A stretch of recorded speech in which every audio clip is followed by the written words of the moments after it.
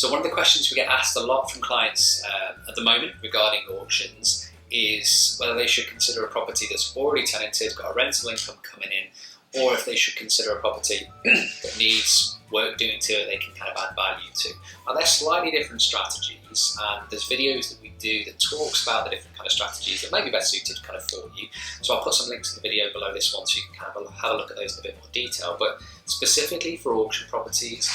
one of the downsides to consider is if you're buying a property that's already rented at the moment, so it already has a rental income coming in, it's got a tenant there that's maybe been in there a couple of months or even years beforehand, that looks very good on paper and they can be very good properties, but one of the things to consider is that very often those properties come without any internal access before you view the property.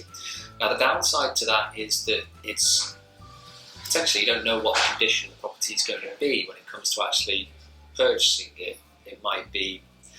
not looked after very well internally from the current tenant, it might need a lot of work doing to it, it might have damp issues, there may not be a tenant that's currently in the property, they might have moved out a long time ago, but there might be kind of a tenancy agreement for that particular property. So there's hidden issues that may come up when it comes to properties you don't have internal access for. Now that doesn't mean every single property that you can't get internal access for is going to be a bad deal. Some of them are very good. There's genuine and legitimate reasons why some properties are sold tenanted, but you can't get internal access because they don't want to disturb the tenants, which is fair enough. It's just something to consider if you are looking at properties at auction that are currently rented, bringing in a rental income. They're not always going to be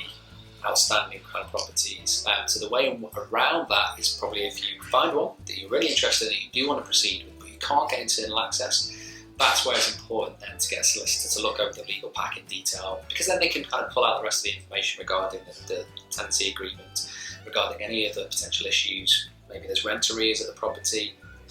maybe there's issues with the tenancy agreement, maybe there's issues with the deposit, and that would all be contained within the legal pack. So that's where a solicitor working on your behalf can kind of pull out that information and really help you with those types of properties. So